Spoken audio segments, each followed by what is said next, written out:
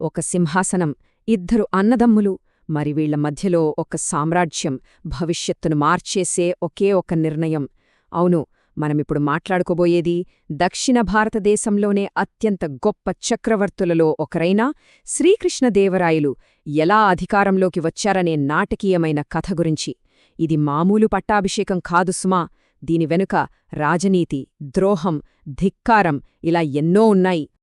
రాజకీయ వాతావరణమనేది విధేయతతో కాదు, ప్రాణాంతకమైన ఆశయాలతో నిండి ఉంటుంది.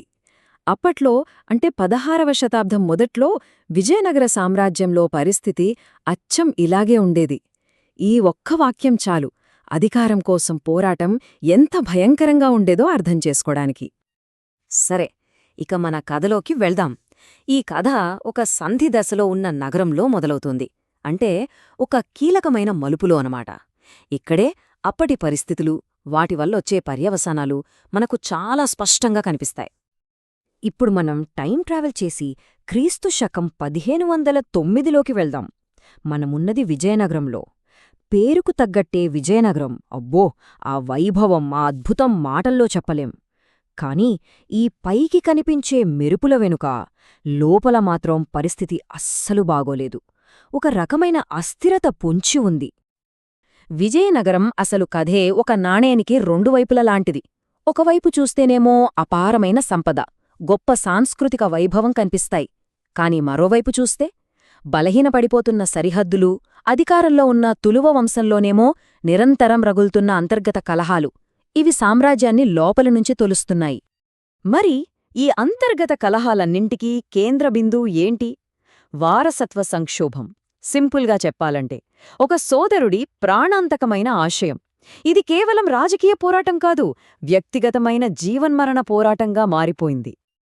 అప్పుడు సింహాసనం మీద ఉన్న రాజు వీర నరసింహరాయలు. ఆయనకు తన సవతి సోదరుడైన యువరాజు కృష్ణుడు అంటే ఒకటే భయం, ఒక పెద్ద ముప్పులా చూసేవాడు. ఎందుకంటే తన చిన్న కొడుకు సింహాసనం ఎక్కడానికి కృష్ణదేవరాయలు అడ్డు వస్తాడని ఆయన గట్టిగా నమ్మాడు. దీన్నే మనం రాజభవన కుట్ర అంటాం. అంటే ఏంటంటే అధికారం కోసం రాజదర్బార్లో రహస్యంగా ప్లాన్లు వేయడం, కుతంత్రాలు పన్నడం, అవసరమైతే ప్రత్యర్థులను అడ్డుతొలగించుకోవడం కూడా ఇందులో భాగమే. సరిగ్గా ఇదే ప్రమాదాన్ని కృష్ణదేవరాయలు ఎదుర్కొంటున్నారు. ఇక్కడే ఒక బలమైన కథ ప్రచారంలో ఉంది.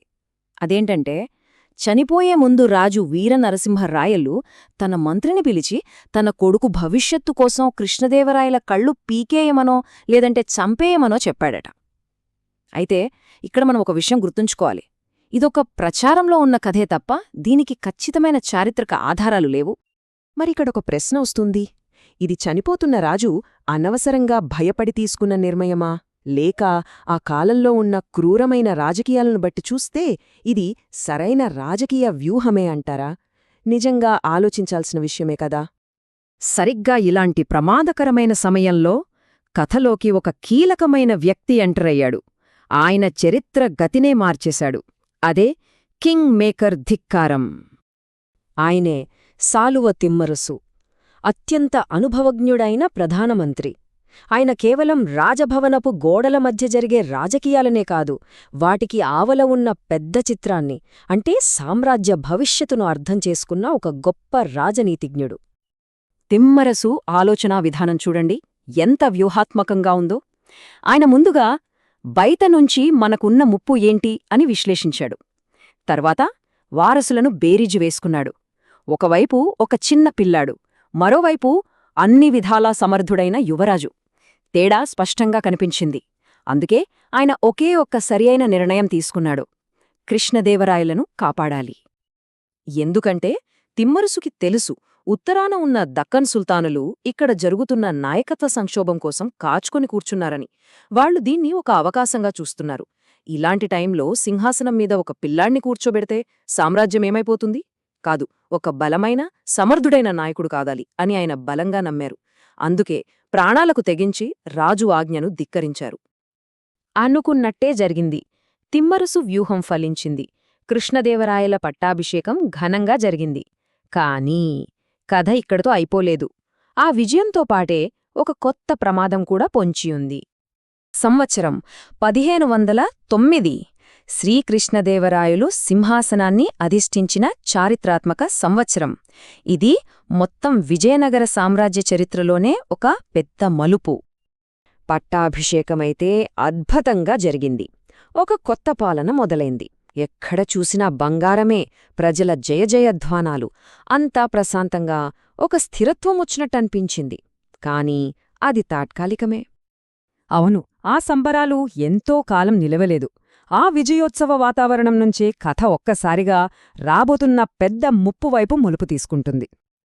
కొత్త చక్రవర్తి చట్టబద్ధత రాజభవనంలో తేలిపోయింది. సరే, కాని అసలైన పరీక్ష యుద్ధభూమిలో ఉంది. కిరీటం గెలవడం ఒక ఎత్తైతే దాన్ని కాపాడుకోవడం మరో ఎత్తు. ఇప్పుడు ఆ సమయం వచ్చేసింది. ఆ యుద్ధభూమి ఎక్కడో కాదు, ఉత్తరాన సిద్ధమవుతోంది. ఒక పెద్ద తుఫాన్లాగా బయటి శత్రువులంతా కొత్త రాజుమీదుకు దూసుకురావటానికి రెడీ అవుతున్నారు. శత్రువులు చుట్టుముడుతున్నారు, ఒకరి తర్వాత ఒకరు. దక్కన్ సుల్తాన్లు ఆహా, రాజు మారాడు, ఇదే మంచి అవకాశం అని చూస్తున్నారు. బీజాపూర్ సుల్తానైతే ఏకంగా యుద్ధానికే సై అంటున్నాడు. వీటన్నిటి మధ్యలో అత్యంత కీలకమైన రాయచూర్ దోఆబ్ ప్రాంతం ప్రమాదంలో పడింది. ఇక్కడ రెండు పక్షాల లక్ష్యాలు పూర్తి ఆపోజిట్గా ఉన్నాయి. ఒకవైపు కృష్ణదేవరాయలో తన అధికారాన్ని నిలబెట్టుకుని పటిష్టం చేసుకోవాలి అని ప్రయత్నిస్తున్నారు.